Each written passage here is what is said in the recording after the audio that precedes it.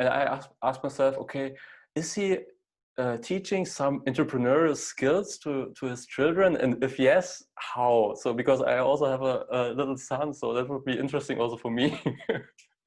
do you? Yeah, so I wouldn't call it entrepreneur skills. I would call it life skills, but we're super Okay. intentional about them, right? So, and I think that those things apply holistically. And that's just like generally our philosophy.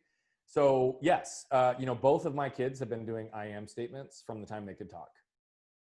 And an I am statement is an answer to who are you question, right? So I could say, who are you? And you can answer that question based on who you are today and the things you've already done, or based on who you want to become and the things you want to accomplish. Both are equally powerful. And so literally since the time my kids have been talking, we've been doing I am statements like I am strong, I am worthy, I am brave, I am capable, right? Cool. And we've got certain statements that we say every morning before we go to school. And, it was pretty cool because my son, when he was in preschool, we picked him up from preschool, and that was one of the exercises that they did in his class. And his teacher came up to me as I was picking him up and said, "You won't believe what happened today." I was like, "What?" She said, "We always ask people to just complete the statement, I am." And she said, and 4 and 5-year-olds completely struggle with this. And she said, "But not your son. Your son rattled off, I am strong, I am brave, I am kind, I am unlimited, I am the manifestation of my thoughts." He literally rattled off like 6. And she was like blown away. And I just got a smile on my face. And I said, "Yeah, we've been doing I am statements since he was like born." And I said, so it probably is second nature. So yeah, we do those things. We do a whole lot around growth versus fixed mindset stuff in our house. So we focus a lot on the process versus the outcome, because I think that's really what it is, whether we call it entrepreneurial or life lessons, right? Whenever we can focus on the process versus the outcome, one, we can't control, the process we can, but the outcome as well, might change or be materially different regardless of what the process looks like. And so what we reward is, instead of our kids being smart or getting an A on a paper, or right, we reward the work they've put into the process. Right. So if one of our kids is struggling with something, and I tell them all the time, I don't care if you come home with F's on everything. I don't care if you fail, as long as I know you've given your 100% effort. If you give 100% of your effort in anything, I will always have your back. I will always support you. I will always be behind you. It's where you don't give your effort that I don't care. I don't care if you succeed or fail. If I don't think you're giving it your all, I don't care. It's not, and that might sound harsh, but the reality of it is, what I'm trying to get them to understand is, we get out of life what we put into it. Right? And if we have a growth mindset, then we realize that we can grow and evolve based on the variables in the world. If we have a fixed mindset, then it's based on who we are.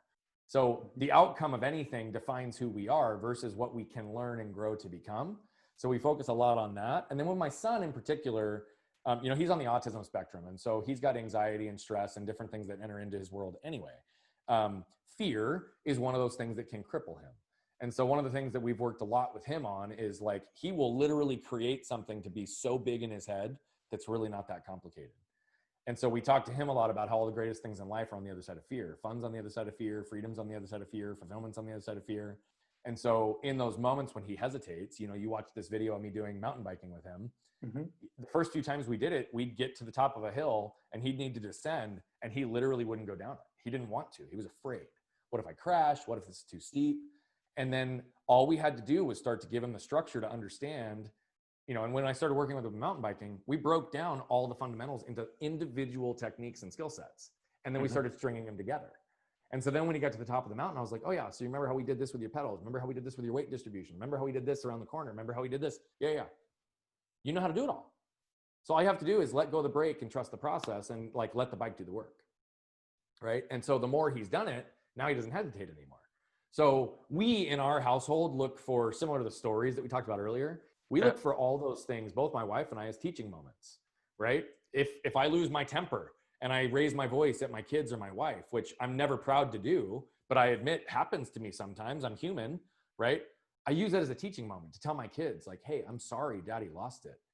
It's not your fault. I'm not upset with you. I'm not upset with Mom. It was the things that happened in my day that I allowed control me.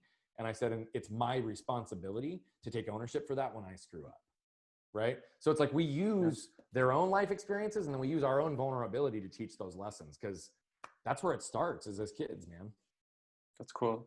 Like a